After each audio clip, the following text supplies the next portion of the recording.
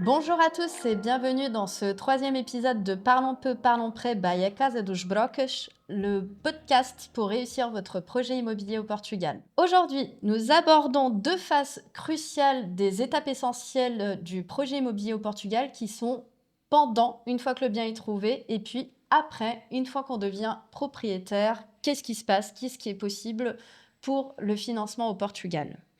Nous allons vous guider à travers ces étapes souvent stressantes en vous donnant des conseils pratiques pour que tout se passe dans les meilleures conditions. Abonnez-vous pour ne rien manquer et comme toujours, n'hésitez pas à partager vos questions, vos suggestions de sujets. On se retrouve tout de suite dans l'épisode. Et avec moi, j'ai toujours Marjorie. Bonjour Marjorie. Bonjour Sophie. Je suis ravie d'être là dans ce nouvel épisode du podcast pour parler effectivement en détail du pendant et après dans la recherche et dans le projet immobilier au Portugal. Du coup, en effet, du choix du bien immobilier au montage du financement, en passant par les démarches administratives, on vous expliquera les points clés à surveiller et les pièges à éviter. Une fois les clés en main, vous pensez que tout est terminé. Pas si vite. C'est là que d'autres questions importantes peuvent surgir, comme la gestion de votre prêt ou la revente éventuelle de votre bien. Notre épisode faisant donc suite à l'épisode précédent, Sophie, je te propose que l'on reprenne là où on s'était arrêté précédemment. Nous parlions donc du processus de préapprobation. Mm. C'est une étape donc qu'on a indiqué être importante. Et en même temps, c'est une étape qui déclenchait un délai de 3 mois ou 4 mois. Est-ce que tu peux nous expliquer quel est ce délai? Est-ce que c'est un délai durant lequel je peux faire l'offre ou est-ce que c'est le délai qui me conduit, sur lequel je dois faire la signature de l'acte authentique? Qu'en est-il réellement?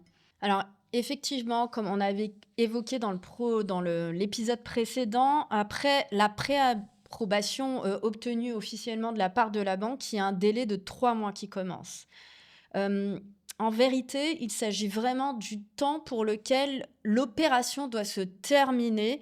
Voilà, il faut vraiment qu'on arrive à la signature de l'acte authentique. Alors, soyons clairs, cela ne veut pas dire que, au bout de 3 mois, tout s'arrête et voilà, rien ne va plus.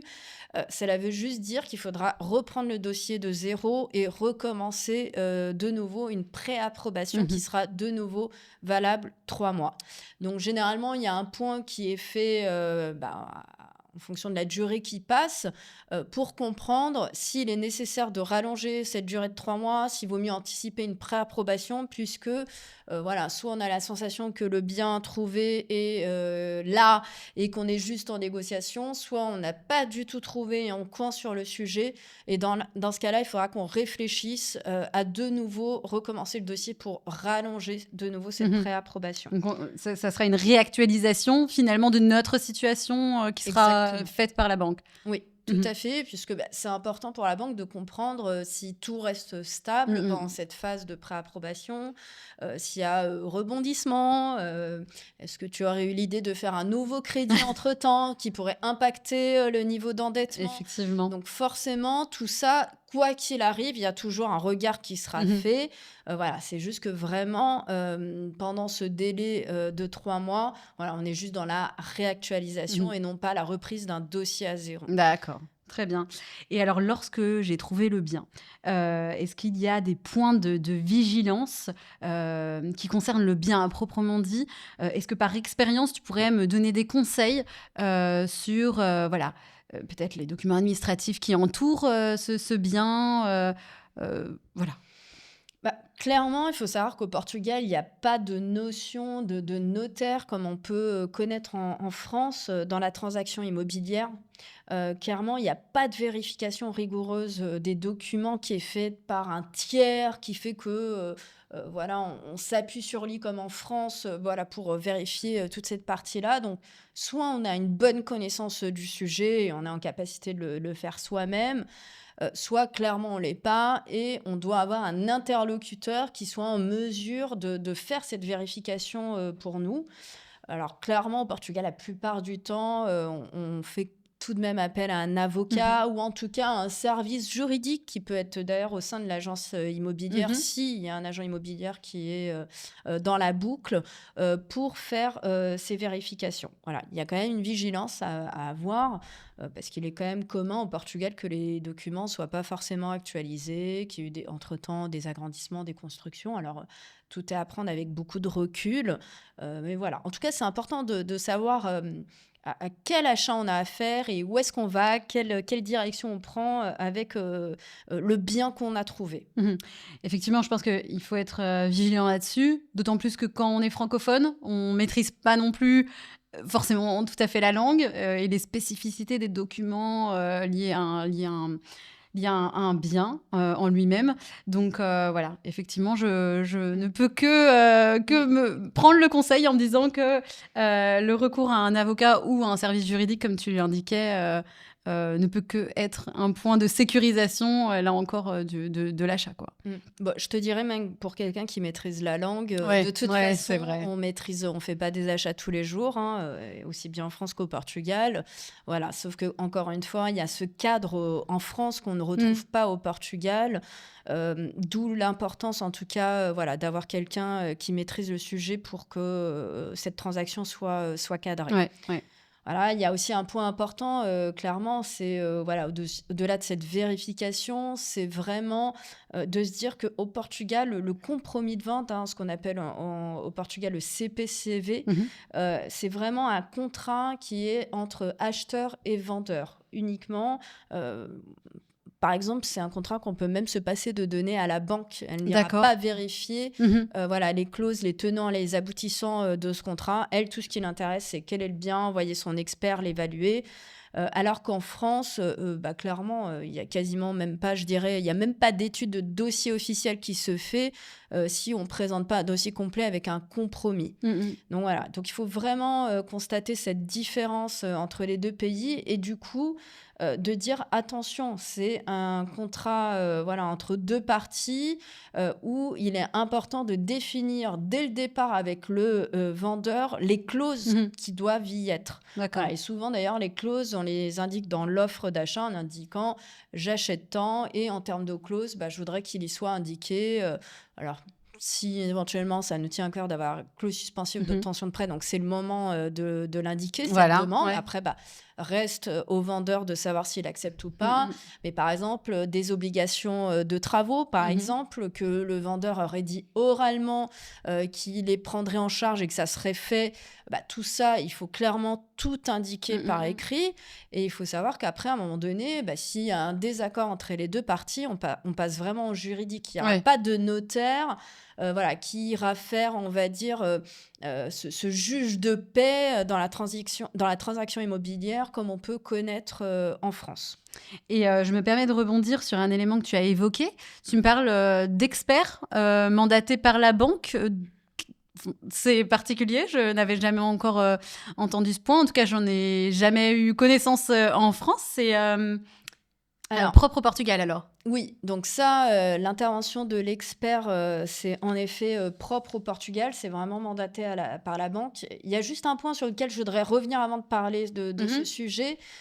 Comme on parlait de signature de compromis, il y a aussi une grande différence par rapport à la France. C'est vraiment l'acompte qui doit être versé à la signature. Voilà. Au Portugal, ça représente entre 5 et 10% du montant de la transaction. Donc, il faut clairement savoir qu'en France, cet acompte est séquestré chez un notaire. Donc, on va dire, il est mis sur un compte en attente qu'on arrive à la signature finale.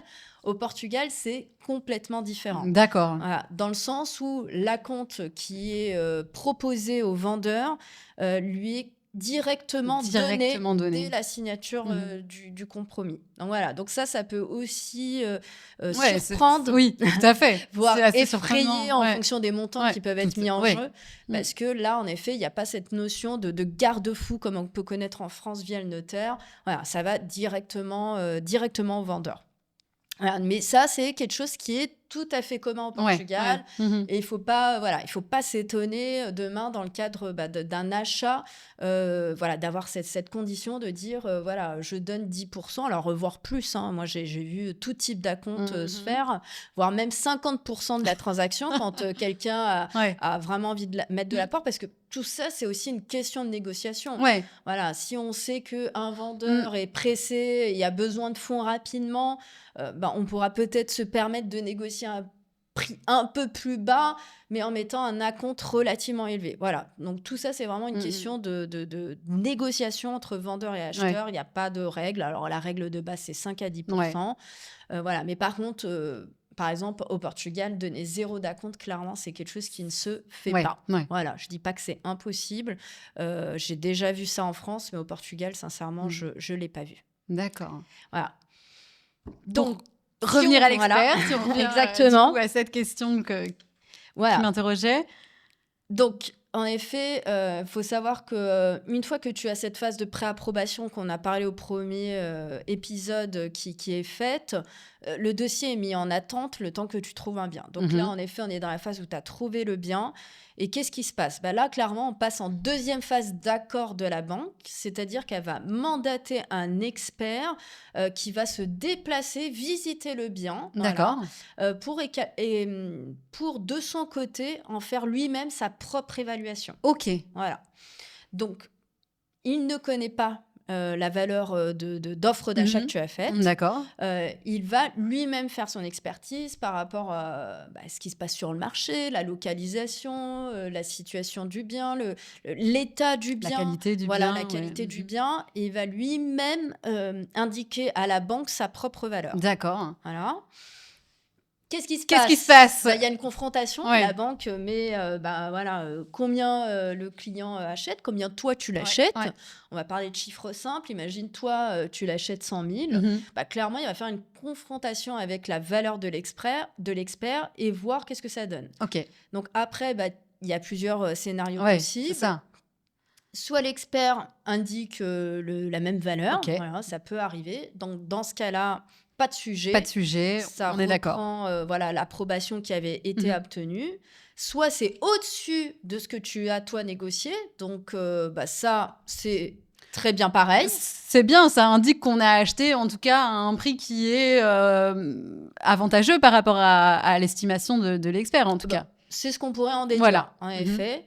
Et après, tu as le troisième sujet qui est moins sympa. Ouais. C'est que là, l'expert sort un prix qui est en dessous que ce que toi, Une tu as valeur réellement inférieure. négocié. Alors, quand il y a peu de différence, il n'y a pas franchement à s'inquiéter. Alors, le seul point sur lequel il faudra être important, c'est que la banque va revoir le montant accordé à la baisse. D'accord. Pourquoi? Pour toujours, on va dire, respecter le pourcentage de financement qui t'a accordé. Si tu as accordé 80% de financement sur la valeur du bien, sur un bien à 100 000, il n'aura pas à plus de 80. Ouais. Donc, si forcément on est en dessous de 100 000, il va réajuster son pourcentage à la baisse. Ouais. Parce que la banque, en fait, va prendre comme référence la valeur émise par l'expert.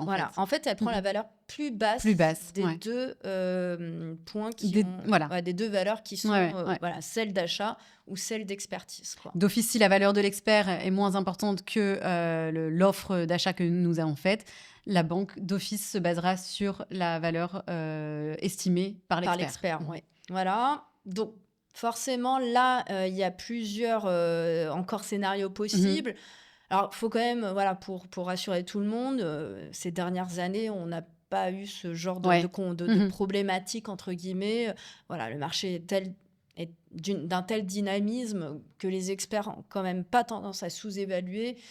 Ou en tout cas, s'ils le font aujourd'hui, il faudra quand même se poser la question de pourquoi. D'accord. Et après, ensuite, il y a la possibilité pour toi, en tant que cliente, de faire si tu n'es pas d'accord avec la valorisation de l'expert ou l'agence immobilière qui pourrait entrer dans la boucle, il y a la possibilité de faire intervenir une contre-expertise. D'accord. Qui est à ta charge, mais qui permettra de refaire un troisième avis finalement, un deuxième avis, si on peut se dire, par rapport à l'expert. et de le confronter au premier et Mhm. savoir est-ce que ça confirme ce que dit le premier expert? Est-ce que non, Est-ce que ça c'est vient au-dessus? contredire? Voilà, Ouais. est-ce que ça Mhm. vient contredire? Et dans ce cas-là, en fonction du résultat de la deuxième expertise, ça permet de réviser éventuellement à la hausse le crédit. Voilà, ça, ce sont des choses qui sont déjà arrivées D'accord. par le passé. Ces dernières années, on n'a pas connu, mais qui dit pas que demain, on puisse de Ouais, nouveau ouais. être Confronté confronté à ce genre de ce genre situation. de Mhm. situation. Et alors, que se passe-t-il pour moi en tant que client si l'expert, du coup, euh, amène une valeur moins importante, estime le bien de façon moins importante? Qu'est-ce que je peux faire? Faire une contre-expertise et qu'est-ce que ça aura comme impact sur moi? Est-ce qu'il va falloir que je revoie mon financement, du coup, ou ma construction de financement? Est-ce qu'il va falloir que j'apporte un apport pour combler ce delta? Oui, alors clairement, si on serait vraiment dans la situation vraiment confirmée que Mhm. l'expertise valide à la baisse, il faudra, il n'y a pas 36 solutions. Si on est déjà dans le financement maximum Ouais, possible, il faudra rajouter de l'apport. d'accord. Voilà. Donc c'est pour ça qu'il y a vraiment un point de vigilance par rapport à ce qu'on peut connaître à l'étranger, et notamment voilà, pour la France que je connais très bien. C'est de dire, voilà, il y a jamais aucun accord qui est acquis d'emblée. Oui, Voilà, c'est qu'il y a toujours ces fameuses 2 étapes à ouais, passer ouais. et que voilà, tout peut, entre guillemets, vriller un petit peu d'un moment à l'autre. Voilà, donc il faut vraiment voilà, garder son sang-froid, bien réfléchir, bien cadrer les choses, Mhm. savoir où est-ce qu'on met le curseur de l'apport.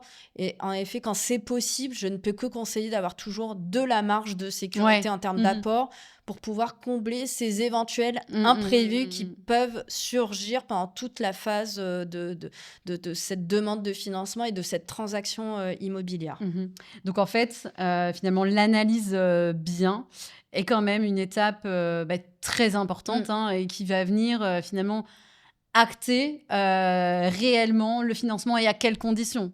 Ouais. Exactement, ouais, tout à fait. Et on ne peut pas négliger cette deuxième phase d'accord, puisque là, ok, on va être plus focus sur le bien, plus que analyser, reanalyser ta situation personnelle et professionnelle. Mais voilà, il fait partie d'un package d'accords Mhm. qui sont nécessaires Ouais. pour aller jusqu'au Mm, bout de mm, mm. l'opération quand on a besoin d'un financement pour valider cette transaction. D'accord.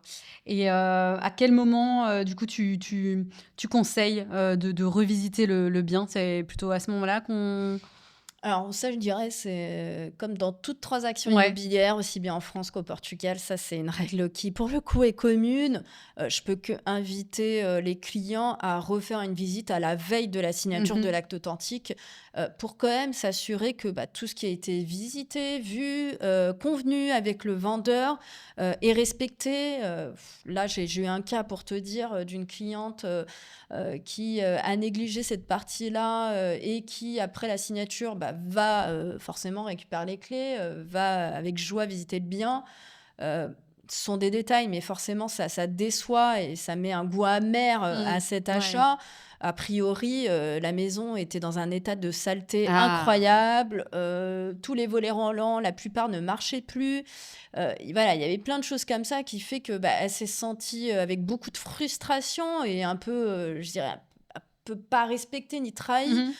en disant mais c'est pas possible quoi, on Ouais. vend tant d'euros et Ouais. le bien n'est pas donné propre avec tout qui fonctionne, on m'a pas prévenu voilà que ça c'était en panne et forcément une fois que la transaction est faite, enfin on va être sincère, c'est trop tard. Ouais. Voilà, Ouais, elle a ouais, beau ouais, l'appeler ouais. en disant ah non mais les volets ils marchent plus etc. Ouais voilà c'est comme Lui, ça, la voilà, transaction est maintenant que c'est faite, signé, c'est le bien signé, n'appartient plus au vendeur, du coup, mais voilà. au nouvel acquéreur. Et voilà. Donc, effectivement, Donc voilà, donc visiter. c'est important, en tout cas ça c'est mon point de vue, c'est d'aller refaire une visite Voilà. juste avant Avant de la signature. s'engager, ouais, Voilà, ouais. parce que là, il peut toujours y avoir discussion. Discussion. Voilà, Mhm. tant que la signature Ouais. définitive n'est pas faite et puis que clairement le vendeur n'a pas eu son chèque. Mm. Mais Là, c'est sûr. S'il y a des choses à revoir, le vendeur va les faire si effectivement il n'a pas eu son chèque. Une fois qu'il a eu son chèque, bon, voilà, il voilà, a voilà, c'est déresponsabilise fait. un petit peu de tout Clairement. ça et voilà. Voilà, la propriété est passée et voilà, il y a plus. Enfin, sincèrement, là, ça serait peine perdue Ouais, de ouais, vouloir ouais. discuter, Bien sauf si on est sûr. sur des cas très Ouais. graves. Mais là, voilà, là, on va Mm. dire qu'on sort un peu du contexte normal, quoi. Donc, avec toutes ces étapes, quand est-ce qu'on signe? Qu'est-ce qui se passe réellement le jour de la signature? Où est-ce qu'on signe? Avec qui? Du coup, parce qu'en général, on fait ça avec le notaire. Enfin, en France, en tout cas, on disait que là, le notaire était pas vraiment présent et qu'on faisait plus appel à des avocats ou des services juridiques. Donc, comment se passe finalement la signature de l'acte authentique? Alors, ouais, clairement, oui. Alors ça, on est vraiment aussi sur une organisation qui est complètement différente puisque, bah, il y a pas de notaire en jeu. Alors oui, s'il est là, il est juste pour faire, signer, l'acte authentique, Mhm. hein, voilà, mais c'est juste pour authentifier les Oui. signatures, vérifier Mhm. que ceux qui achètent et se vendent, bah, sont bien, les personnes identifiées. Ouais. Voilà, on est dans un aspect, vraiment juridique de vérification. Hem Et il va surtout s'assurer que tu es là pour payer, ton impôt sur la transaction, hein, ce qu'on appelle Que l'IMT, le droit de effectivement, timbre. c'est à ce moment-là Voilà, qu'on donc ça, paye c'est le jour J.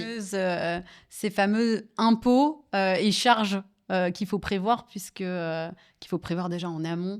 C'est là-bas 10 c'est ça? Oui, Ouais. clairement, il faut prévoir entre 8 et 10. Mmh. Voilà, moi, j'indique toujours à mes clients de calculer sur une base de 10.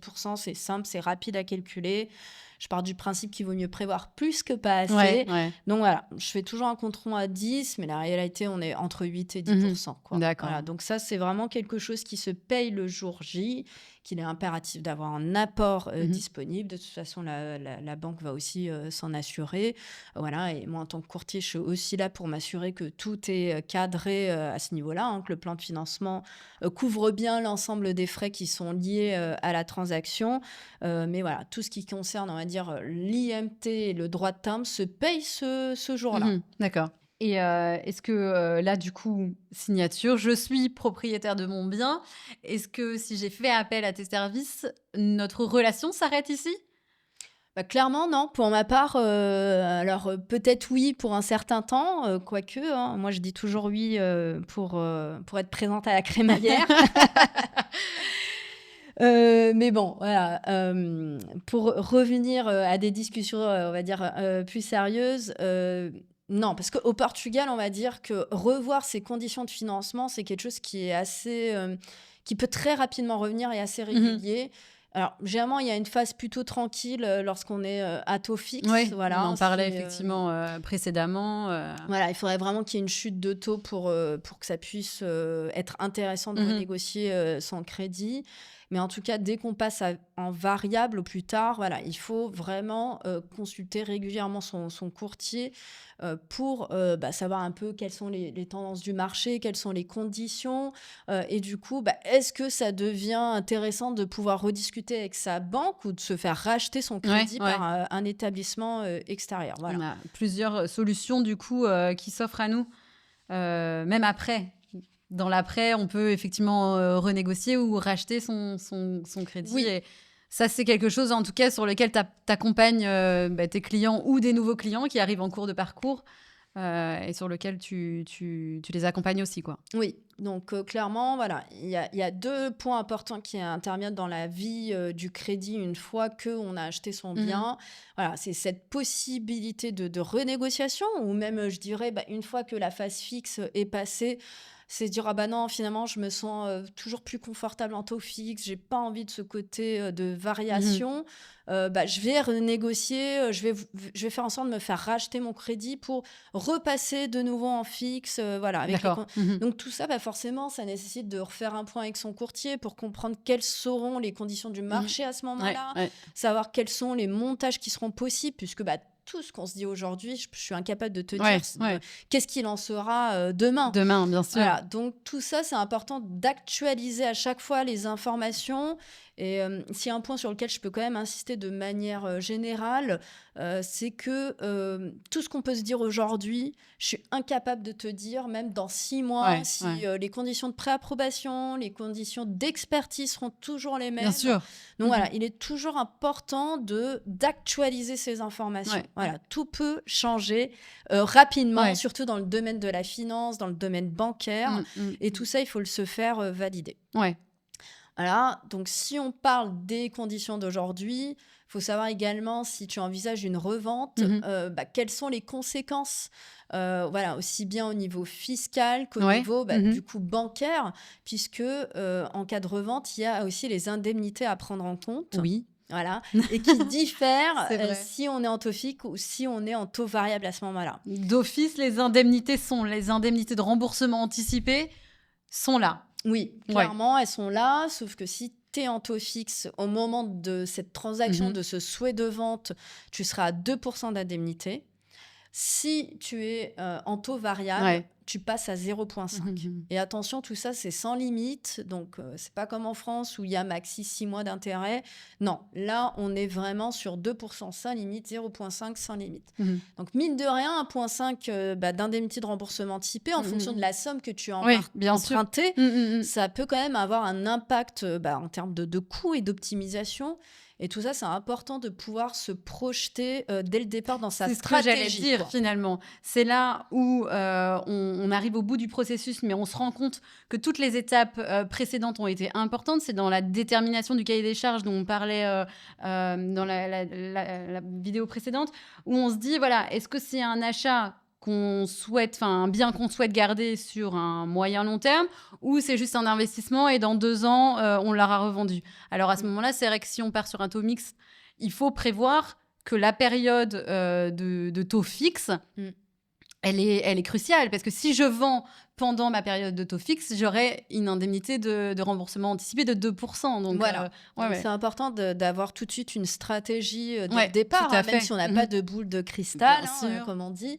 Mais c'est important de pouvoir se projeter à moyen long terme pour savoir clairement qu'est-ce qui est le mieux pour moi Ouais. aujourd'hui par rapport à ce projet que j'envisage et comment je l'envisage et comment je me projette à moyen long terme.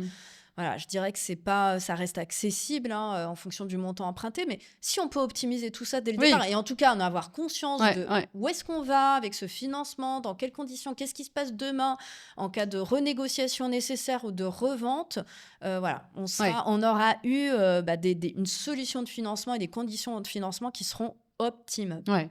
Donc effectivement, on peut pas, comme tu disais, on n'a pas de boule de cristal, on peut pas non plus voir en l'avenir de manière très transparente, mais au plus on anticipe les éléments qu'on peut déjà verrouiller, au mieux c'est quoi. Voilà. Et alors si moi demain je décide de vendre ma résidence principale, est-ce qu'il y a une exonération de la plus-value ?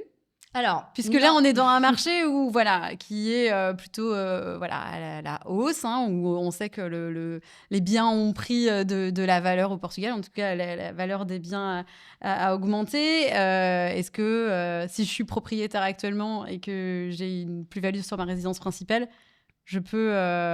Alors, de base, il n'y a pas d'exonération, sauf si tu réinvestis cette plus-value. Alors, en tout cas, ça, c'est la règle d'aujourd'hui. Sauf si tu réinvestis cette plus-value dans les 3 années à venir et dans de nouveau ta résidence principale. De nouveau la résidence principale. Voilà, donc on n'est pas du tout dans le même fonctionnement qu'on peut en France. En France, on détient sa résidence principale. Bon, il y a des changements qui sont en cours, mais jusqu'à là, on détenait sa résidence principale. On l'a gardée quelques mois, un certain temps en tout cas, et on décidait de la revendre. On avait une exonération totale de la plus-value. Voilà. En tout cas, au Portugal, c'est pas du tout pareil.